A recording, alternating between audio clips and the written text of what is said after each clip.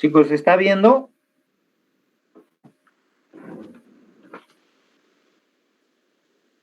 ¿Se ve? ¿Se está viendo? Sí, doctor, sí se ve. Ah, ya, chévere. Entonces, bien, vamos a continuar lo que estábamos haciendo ayer. Esto ya lo hemos pasado, el dentro de la localización del tumor. Y nos habíamos quedado un poco en la etiología, ¿no? Los dos tipos de tumores, los que eran eh, hereditarios y los que eran adquiridos, ¿no? Y los hereditarios ya había una carga genética, obviamente una alteración que nos podía llegar a traer otros problemas, ¿no? Entonces,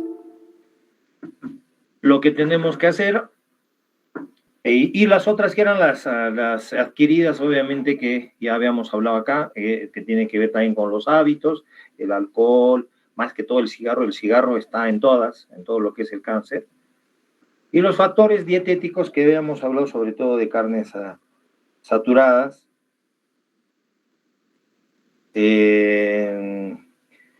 y de productos ahumados, ¿no? Que es por el tema de las nitrosamidas, que son agentes mutágenos que forman radicales libres y eso no pueden producir mutaciones y eso era importante. Y sobre todo la baja cantidad de frutas, que era el otro problema sobre todo que se tenía, ¿no? Entonces,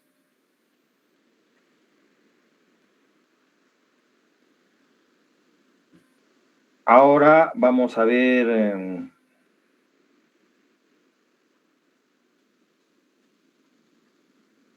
a ver, vamos un ratito, un segundo.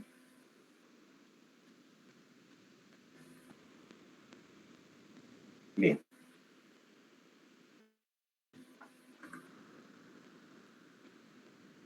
En el tema de los tumores de origen genético, el problema eran los problemas o los factores moleculares, ¿no? Y si nosotros nos ponemos a pensar, existe dentro de nuestro equilibrio celular, de las divisiones celulares, ¿no? Vamos a encontrar una serie de genes que hacen de que todas nuestras células estén en equilibrio, ¿no? En la actualidad se conocen 3 tipos de genes y la alteración de estos genes hace de que uno tenga este problema genético, ¿no? Entonces, ahí es donde nosotros nos tenemos que fijar. Por ejemplo, los oncogenes, que es un grupo de genes que pueden alterarse, que nos mantienen en equilibrio, los genes supresores de crecimiento, esta es una cosa muy importante. ¿Por qué? Porque eso hace de que no haya un crecimiento exagerado, ¿no? Entonces, si tienen, como por ejemplo, ¿no? Si se tienen que generar solo 10 células y se tiene que quedar ahí en las 10 células, ¿no es cierto? Eso es lo que tiene que pasar. Cuando genera más de eso, empieza a haber una hiperplasia y esa hiperplasia puede cambiar de epitelio, etcétera. Entonces, esto es importante. Y lo otro que siempre existe en nuestro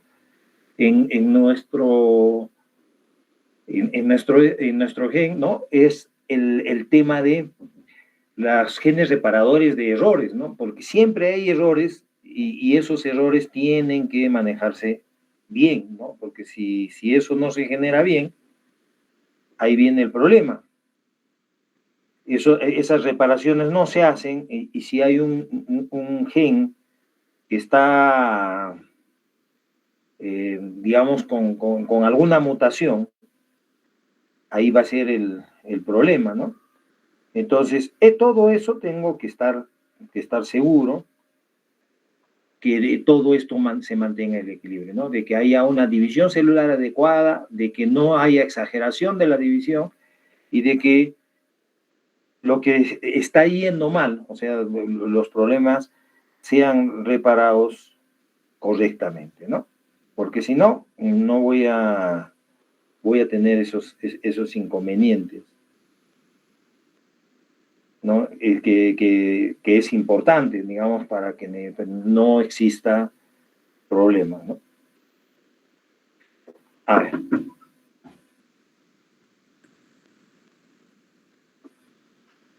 Por ejemplo, en algunas enfermedades, ¿no? Existe una alteración genética ya demostrada que esta alteración, producto de un desequilibrio en todos estos grupos celulares que teníamos de corrección, existe una mutación en el codón 12, por ejemplo, de un proto-oncogen, ¿no? Y produce una proteína G, que es, bueno, con la que uno puede hacer el diagnóstico, sobre todo en lo que es en la adenomatosis colónica familiar, que también hay alteraciones de gen. Entonces, hay cromosomas alterados, el síndrome de Peutz-Jeghers también tiene una alteración en el cromosoma, entonces ya son enfermedades que vienen con esos factores hereditarios importantes, ¿no? Entonces, la posibilidad de terminar en cáncer es bastante alta, ¿no? Dentro de la anatomía patológica, si nosotros hacemos un análisis dentro de los tumores malignos que existen en el colon, prácticamente el 95% se lo lleva el adenocarcinoma. 95%, que es bastante, digamos, elevado. Solo el 5% restante comprende otros tumores que existen en el colon. Por ejemplo, los linfomas. Los linfomas en el colon es bastante frecuente, ¿no? Y acuérdense que habíamos dicho que eran linfomas no Hodgkin, ¿no? Linfomas no Hodgkin. Entonces, todo eso se forma dentro de ese 5%. Pero también hay otros que podemos encontrar como los carcinoides, raro. Acuérdense que los carcinoides eran más de los tumores de intestino delgado, sobre todo de apéndice y ilion terminal, que más hilo, mejor dicho, de ilion terminal, claro, y ciego también, pero existen también en el resto del colon, ¿no? Sarcomas, otro tipo de tumores, pero prácticamente cuando hablamos de cáncer, el adenocarcinoma, pues es el que se lleva el mayor porcentaje, ¿no? Entonces, eso es importante. Bien. Dentro de esto, el 80% de los adenocarcinomas son bien o moderadamente diferenciados, el 80%. O sea, generalmente van a ser mejor tratados y tienen una sobrevida un poquito más amplia. La mayoría de los cánceres de colon detectados a tiempo, todo tiene una buena sobrevida. Pero el 20% restante son totalmente indiferenciados o poco diferenciados y son tumores que tienen una mortalidad mucho más acelerada. Esos pacientes fallecen mucho más rápido, ¿no? Pero solo es el 20%. O sea, eso nos da la posibilidad de poder hacer un diagnóstico adecuado y darle un pronóstico de vida al paciente un poco alto. Bien, el otro problema era cómo hago el diagnóstico, ¿no? ¿Cómo hago el diagnóstico? Y ahí así tenía que sumar toda la clínica, que es lo que vamos a ver, y tengo que sumar todos los estudios que ya habíamos hablado, que es que hay en colon, ¿no? Los estudios en colon.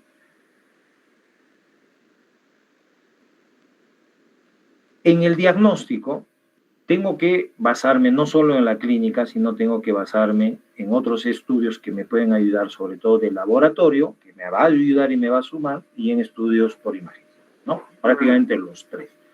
¿Qué me ayuda para el diagnóstico? Por ejemplo, el laboratorio. En el laboratorio, lo primero que tengo que hacer es, en todo paciente, cuando sospecho que hay un tumor en colon, sobre todo del lado derecho, que es el más frecuente, tengo que pedir sangre oculta en materia fecal.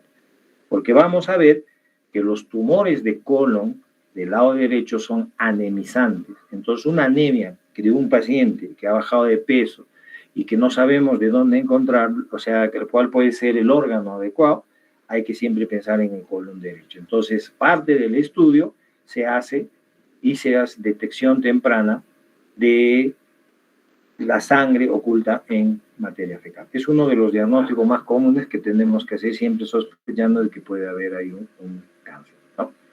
Y para eso tenemos diferentes, el laboratorio tiene distintos test, ¿no? Que uno lo puede mencionar, como por ejemplo, ahora vamos a ver, que son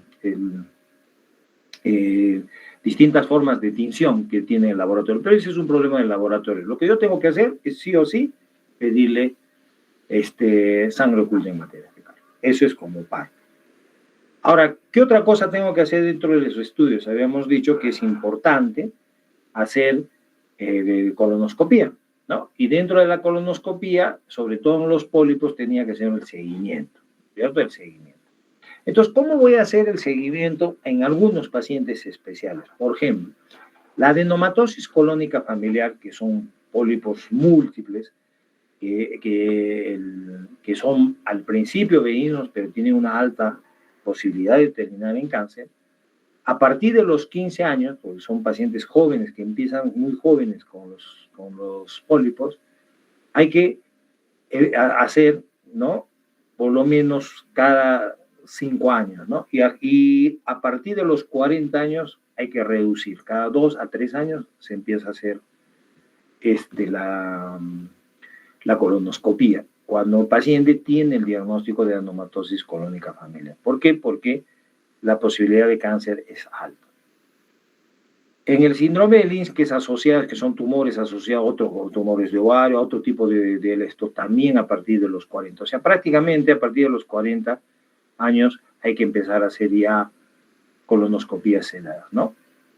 Los familiares de primer grado en pacientes que tienen cáncer, los familiares de primer grado, antes de eso hay que hacerles un estudio genético, y si tienen dentro de ese estudio genético, que hoy en día ya se sabe quiénes tienen más posibilidades de hacer, a esos pacientes a partir de los 35 años, ¿no? Hay que empezarle a hacer colonoscopías cada 2 o cada 3 años, ¿no? Entonces, eso es importante, ¿no? En este tipo de pacientes, en familiares, no solo de primer grado, sino familiares que en la carga genética, acuérdense que ahora genéticamente se puede llegar a hacer, entonces a veces los hijos no tienen ninguna carga genética, pero los nietos sí. Entonces, en el estudio y en el mapa genético, que hoy en día sí se puede llegar a hacer y hay manera de hacerlo, hay que en esos pacientes, una vez que salgan los que pueden llegar a tener un cáncer, hay que hacerles más o menos cada 3 o 4 o 5 años su colonoscopia, con obviamente resección de los pólipos, con análisis y todo eso, ¿no? Sí o sí, ¿no? Para ver sangre oculta en materia fecal, nosotros tenemos el Hemocool o el Hemoquant, que son manera de teñir. No se acuerden el nombre, yo no les voy a preguntar, esos son problemas del laboratorio, que es importante para que puedan ver sangre oculta en materia fecal. La endoscopía ya hemos hablado, ¿no? Y obviamente con la biopsia. ¿Qué tenemos que saber del cáncer de colon? Que es importante para nosotros, la presentación clínica. La presentación clínica. Entonces, a ver, Andy, ¿qué has aprendido, has escuchado, no sé, de síntomas de un cáncer de colon? ¿Qué podría llegar a tener? ¿Qué crees que podría llegar a tener un cáncer de colon?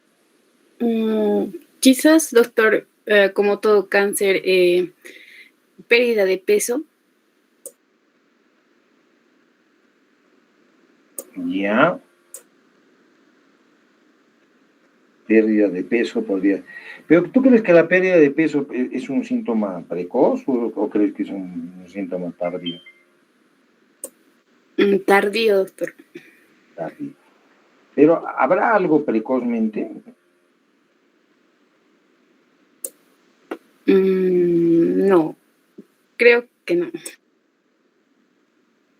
¿Crees que no, no? Entonces podría... a ver, ¿quién más? A ver, Walter, a ver, ¿qué te parece? ¿Qué opinas tú al respecto, Walter? Creo que un signo agudo, doctor, podría ser el dolor abdominal. El dolor abdominal, ya, podría ser.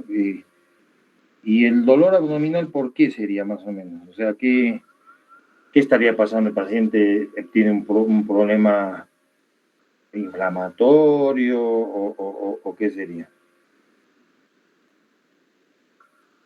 O sea, ¿por qué crees que aparecería el dolor? Puede tal vez causar una distensión luminal. un efecto obstructivo. Una distensión abdominal. Podría ser, claro, podría ser un efecto obstructivo, ¿no? Como causa de dolor, sí, podría ser.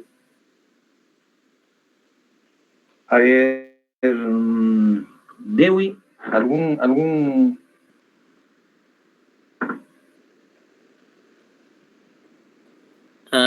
Doctor, ¿qué tal? ¿Cómo estás? A ver, ¿algún síntoma que te parezca o algo?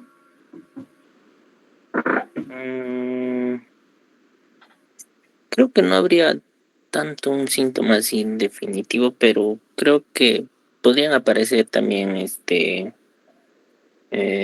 digamos, en lo que es la función intestinal, ¿no? Cambios de repente de, digamos, de posiciones, más que nada, ¿Cómo qué quizás más o menos? frecuentemente, digamos, estreñimiento. Podría ser Estreñimiento, eso. puede ser, ¿no? Claro, podría ser estreñimiento. ¿Qué otra cosa?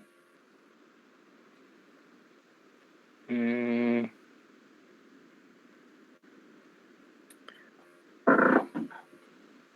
Podría ser, ah, ¿no? Podría ser estreñimiento. A ver, vamos a ver más o menos qué problemas podemos llegar a tener cáncer de colon. A ver, ¿dónde está? Acá.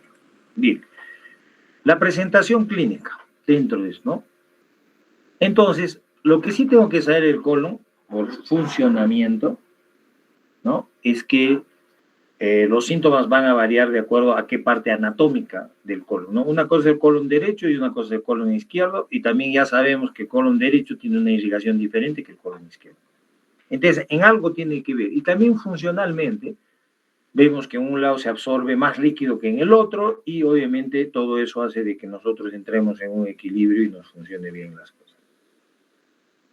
Entonces, los síntomas van a variar de acuerdo a eso, y tengo que tener una idea, ¿no? ¿Qué es lo que pasa? Por ejemplo, la anemia, lo que habíamos dicho, es algo típico del lado derecho. O sea, no quiere decir que del lado izquierdo también te pueden tener proctorragia, ¿no? O pueden tener hemorragia, pero no es el síntoma frecuente. Cuando hay sangre, lo primero que tengo que pensar es en el lado derecho. Sí, en el lado derecho. Entonces, síntoma más común, más precoz, que muchas veces no, o sea, me cuesta, digamos, ver por qué el paciente está anémico, y si tiene más de 40 años, ahora, si tiene antecedentes, con mayor razón voy a pensar, justamente es el sangrado oculto que se tiene, ¿no? Y de a poquito el paciente lo va manteniendo anémico.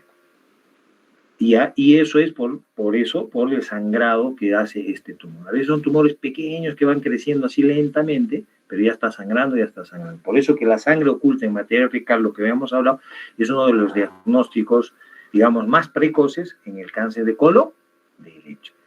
¿Qué habíamos hablado del colon izquierdo? El colon izquierdo es estenosante. O sea, ¿qué quiere decir? Que el tumor va creciendo, pero en forma circular. Y poco a poco va estenosando, hasta que produce un cuadro oclusivo. Entonces, ¿qué habíamos dicho nosotros? Una oclusión de colon. Cusco, Bol. Lima, cáncer, ¿no? Y si pienso en cáncer, tiene que ser el sigmoide, ¿no? Y en el sigmoide es estenosante. Entonces, eso es importante, ¿no? Entonces, ahora, eso es en general, pero ¿qué pasa? Yo puedo palpar el tumor. Entonces, también en el lado derecho, en el ciego, en fosa ilíaca derecho, yo puedo agarrar y puedo palpar un tumor. Y es más, tengo que hacer la diferencia clínica si es un tumor de colon o es un plastrón apendicular, o incluso se acuerdan que habíamos dicho que había amebomas, o es un problema parasitario. Entonces, tengo que hacer una buena clínica para que yo y pueda determinar qué es, ¿no? Si el paciente ha tenido diarreas y está con antecedentes de diarrea y se palpa una masa, que el paciente te dice, mire, desde que he tenido diarrea me ha parecido, pensaré en un ameboma. Si el paciente empezó con dolor, o colonología de Murphy, etcétera, etcétera, y después de eso aparece en la masa, pensaré en un plastrón. Pero si el paciente tiene tiempo, pensaré más en un cáncer, ¿no? Entonces se puede palpar, hacer una masa palpable, pero ya sería, digamos, un signo ya bastante avanzado en el lado derecho, ¿no? En el lado izquierdo puedo palpar el tumor. Generalmente es más difícil en el lado izquierdo. ¿Por qué? Porque como al ser estenosante, más rápido produce los síntomas y obviamente son todas las sintomatologías de oclusión intestinal, ¿no? Entonces es mucho más común. Masa tumoral en el flanco o en fosa ilíaca derecha para el lado derecho, ¿no? Ahí puedo llegar a palpar y hacer mis diagnósticos diferenciales. Importantes, los del colon izquierdo van a producir todos los síntomas de estenosis, ¿no? Constipación, diarrea o ambas. Y lo que dice vuestro compañero es cierto, ¿no? El dolor tipo cólico, ¿por qué? Por la oclusión. Entonces uno lo entra al paciente como oclusión y se encuentra pues con el problema, ¿no? Se encuentra con el problema. Entonces hay que verlo, ¿no? Distensión abdominal, dolor en el lado izquierdo, los cólicos, y eso puede, de acuerdo al lugar donde estoy, pensar dentro de las posibilidades de causas de oclusión, cuál podría llegar a ser eso, ¿no? O diarrea, ¿no? Cualquiera de los dos. O sea, en otras palabras, cambios evacuatorios. En un porcentaje bajo, pero sí está escrito y sí hay sobre todo del lado izquierdo, pueden producir fístulas. Y las fístulas de distinto modo, ¿no? Colovesicales, coloentéricas, colovaginales, y esa puede ser a veces la causa, la primera consulta al paciente, ¿no? Lo que vuestra compañera mencionó, pérdida de peso, decaimiento, astenia, no quieren comer, todo eso, ya es un síntoma también tardío, ¿no? Pero obviamente ustedes pueden encontrar por primera vez un paciente que viene con esos síntomas, ¿no? Pero ya cuando viene con todo eso, uno dice, pues ya no tengo mucho para hacer en este paciente, ¿no? Entonces, ahora, si hablamos del recto, habíamos dicho el colon se llevaba los 2/3 y el recto en 1/3, ¿no? ¿Qué ventaja tiene el tercio, el colon, mejor, el recto, mejor dicho? Tiene la posibilidad de que yo pueda acceder rápido con el tacto rectal, ¿no? Entonces, pacientes, el tacto rectal, yo puedo palpar el tumor. Ese es uno. Ahora, la ventaja de poder hacer rápido el diagnóstico, ¿no? ¿En qué pacientes? Sobre todo en aquellos pacientes que tienen pujos, tienen tenesmo, ¿no? Y hay algo importante, que muchos de los pacientes vienen, ¿sabe qué, doctor? Ha cambiado, digamos, la forma de las heces, o sea, antes era circular y ahora es como una cinta, como si fuese un pasador, digamos, un pasador plano, ¿no? Entonces, eso ya me está dando la pauta de que algo está obstruyendo y está haciendo que las heces pasen y se aplanen, ¿no? Entonces, las heces acintadas es un signo importante que hay que preguntarle al paciente para que nosotros podamos pensar en un cáncer de colon, ¿no? Entonces, importante. Los pujos, tenesmo, bastante frecuente. Cambios y el dolor, que ya es un síntoma más tardío, y también la proctorragia en un porcentaje menor, ¿no? Es más frecuente que el lado derecho sangre, que el lado izquierdo, que ya acabamos de decir, el lado izquierdo o el recto, no es, digamos, los síntomas principales, ¿no? El pujo, tenesmo, los cambios evacuatorios, las heces acintadas, me hace sospechar inmediatamente de que hay algo en el recto, y la ventaja antes de hacer cualquier cosa, clínicamente yo le puedo hacer un tacto rectal a ese paciente y encontrar una masa tumoral, un pólipo, etcétera, etcétera. O sea, esa es la ventaja del tacto rectal en este tipo de pacientes. Miren esto, estábamos hablando de fístulas de cualquier tipo, y esto a veces son signos paraneoplásicos, ¿no? Acuérdense, hay pacientes que empiezan a salir de granos de un momento a otro, tipo fístulas, todo. Ese paciente algo le está pasando y por qué están haciendo, digamos, pústulas en el cuerpo así de un momento a otro, y siempre hay que pensar que eso puede ser un paraneoplásico, ¿no? Entonces, lo mismo que hemos hablado también en páncreas, ¿no? Pacientes que hacen trombosis venosa profunda, pensaron más en un cáncer de páncreas o en un cáncer de ginecológico.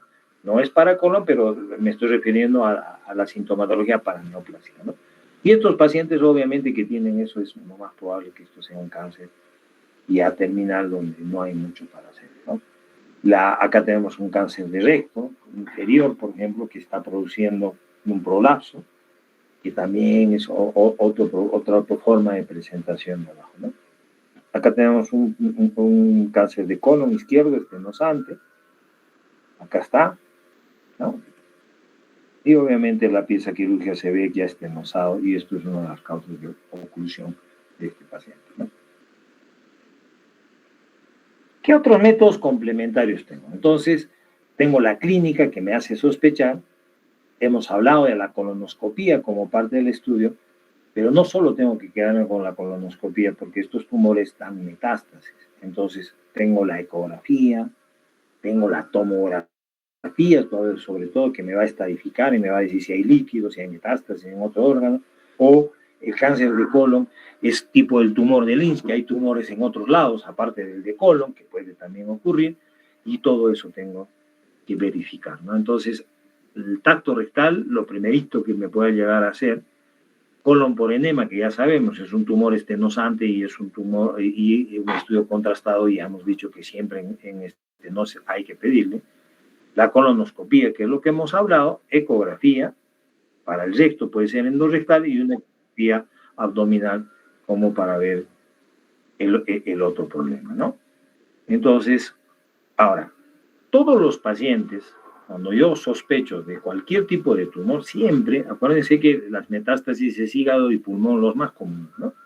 Las radiografías de tórax siempre es parte de nuestra rutina de estudios que tengo que hacer, ¿no? Acá tenemos un estudio contrastado, ¿ya? Acá hay una mayor captación en una parte, que eso puede ser un tumor, y la colonoscopía, lo que acabamos de hablar, ¿no? Puedo encontrar en la colonoscopía todas estas masas, o sea, hablamos de elevación de la mucosa, pólipos, pero estos ya son, digamos, muchos signos ya de cáncer, ¿no? Uno ve estas imágenes irregulares, con zonas necróticas, todo es lo más probable que sea un cáncer y no sea otra cosa. ¿Qué me importa para poder yo sentarme con el paciente y decirle, ¿sabe qué? Usted tiene esto y esto va a ser su pronóstico. Primero, el grado de extensión local.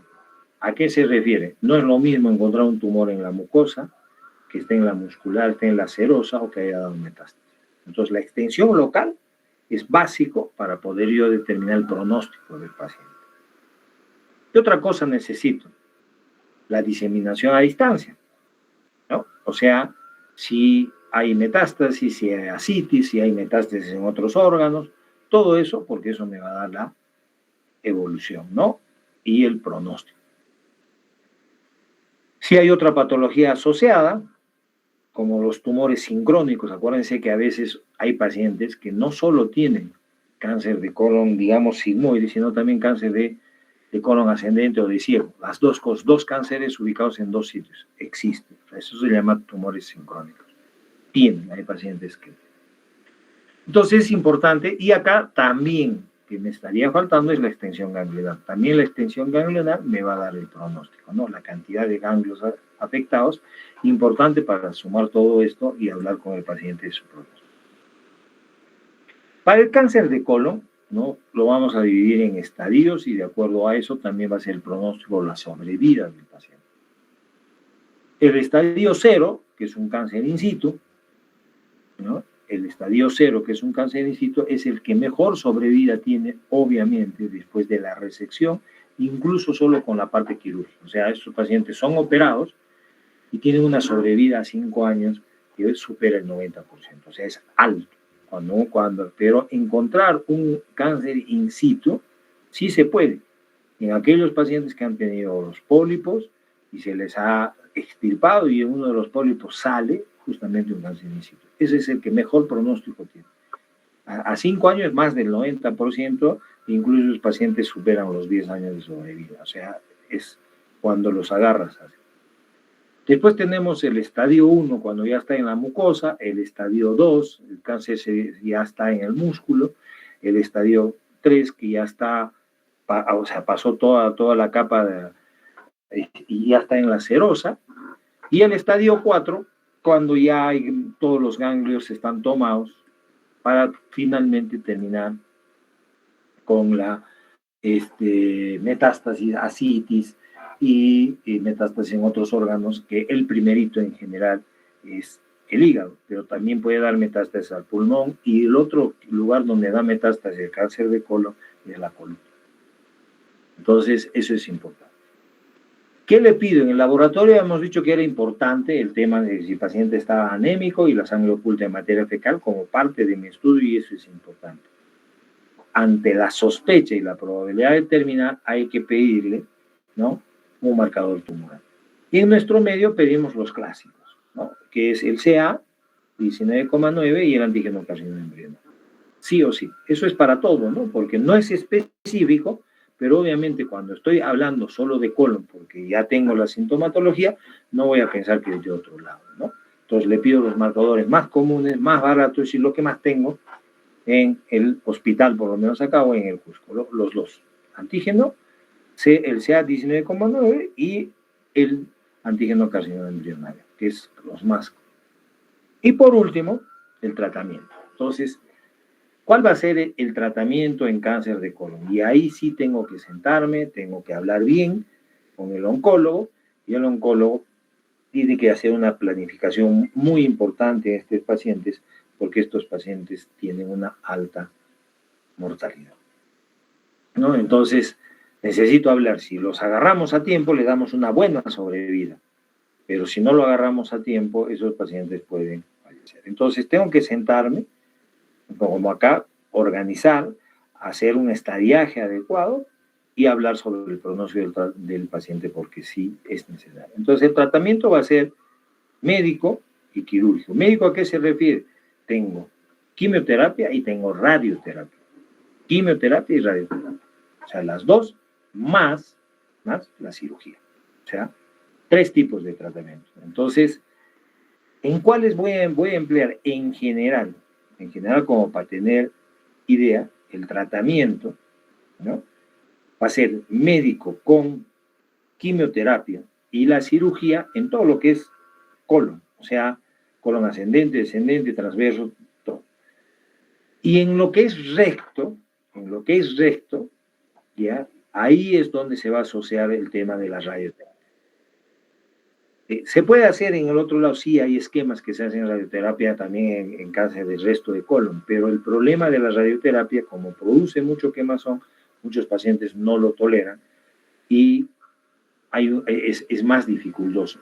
¿Y por qué? Porque también la radioterapia puede lesionar el intestino delgado, producir perforaciones, o sea, es un poco complicado, pero sí se usa a dosis determinadas para que no produzca lesión en otros, ¿no? Es factible. Pero en recto es más común. ¿Por qué? Porque en el recto no tengo mucho para otros órganos para poder manejar, digamos, las cosas, ¿no? Entonces, eso es importante. Entonces, médico y quirúrgico. Resección quirúrgica con criterio oncológico. Es lo más importante, porque la cirugía es la base del resto de tratamiento. Si la cirugía está bien hecha, y ahí es donde viene la falla de muchos cirujanos, ¿no? La resección oncológica significa que yo tengo que irme casi hasta la base de la salida de las arterias. Si yo me meto como cirujano general y quiero hacer un tratamiento, o sea, quiero hacer una extirpación adecuada en este paciente, ¿no?, y mejorar su pronóstico de vida, tengo que saber. Y si no sé, es mejor no resecarlo, ¿no? Y ahí viene el error de muchos cirujanos que entran, se encuentran un cáncer de colon, lo cierran y obviamente el pronóstico ya está aumentado, ¿no? El estadio, si han encontrado un estadio 0, 1, 2, sube al siguiente estadio después de ser manipulado. Entonces, ¿qué tengo que hacer? Por ejemplo, un tumor acá en el ángulo es una hemicolectomía derecha, ¿no?, cuando está en el ciego. Acá en el ciego, una hemicolectomía derecha, sigue siendo esa hemicolectomía derecha. En el transverso es una hemicolectomía derecha cuando está más hacia el lado derecho, ampliada. Fíjense hasta dónde. Si está acá, va a ser una hemicolectomía izquierda, ¿no? En este caso, izquierda. Acá, hemicolectomía izquierda, sigue siendo izquierda, incluyendo parte del sigmoide. Y en este caso, cuando está ubicado en el sigmoide, una sigmoidectomía total, ¿no? Y el paciente puede terminar con una colostomía definitiva, en este caso es un tumor de recto, y se hace una resección completa, con las anastomosis respectivas. ¿no? Entonces, eso ya obviamente es para mencionarles y hablarles lo que se puede llegar a hacer como cirujano. Pero eso ese tema ustedes lo dejan al cirujano. ¿Qué es lo más importante que tienen que saber para ustedes? Lo más importante es la sospecha de que el paciente tiene un cáncer de colon. Hay que estudiarlo, hay que saber que uno es estenosante, el otro es anemizante, y hay que empezar a tener qué síntomas tiene uno y otro para detectarlo a tiempo al paciente, ¿no? Y sobre todo, si el paciente tiene pólipos, ahí es donde yo me tengo que preocupar en ese tipo de pacientes que tienen pólipos, porque esos pacientes tienen una recurrencia de sus pólipos y en algún momento alguno se puede convertir en cáncer y le puedo salvar la vida, ¿no? El que tiene un pronóstico, como le digo, elevado, que muchos hablan incluso de curación, porque hay pacientes que han pasado los 10 años, es sobre todo en el estadio 0 cuando el cáncer es in situ. En el cáncer in situ prácticamente muchos hablan de curación, y sí, hay pacientes que se han curado, ¿no? No es tanto como en el estómago, donde uno habla así de curación prácticamente al 100%, pero sí hay pacientes que se han curado, ¿no? Entonces, eso es importante. Cirugía, radioterapia y quimioterapia para los cánceres de colon y de recto es como parte del tratamiento. ¿Alguna pregunta, muchachos?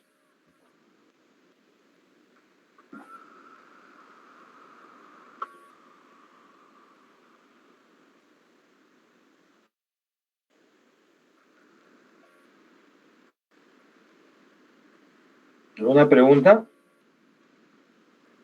No, doctor, yo creo que está claro. No. Bien, chicos, entonces el lunes, bueno, si pueden leer este fin de semana sería ideal. Vamos a hacer hemorroides y fístulas perianales, y con eso vamos a terminar el curso. ¿Ya? Y obviamente vamos a ver qué fecha vamos a dar el examen para que ustedes tengan tiempito, estudien bien y podamos también, los que van a entrar al recuperatorio, tener tiempito para estudiar y hacer el recuperatorio. ¿Sí? Entonces, chicos, que tengan un buen fin de semana. El lunes nos estamos viendo en clases y a estudiar, ¿no? Porque ya viene el examen. Hasta el lunes, muchachos. Buen fin de semana. Hasta el lunes, doctor, igualmente. Hasta el lunes, doctor. Buenas noches, doctor. Buenas noches.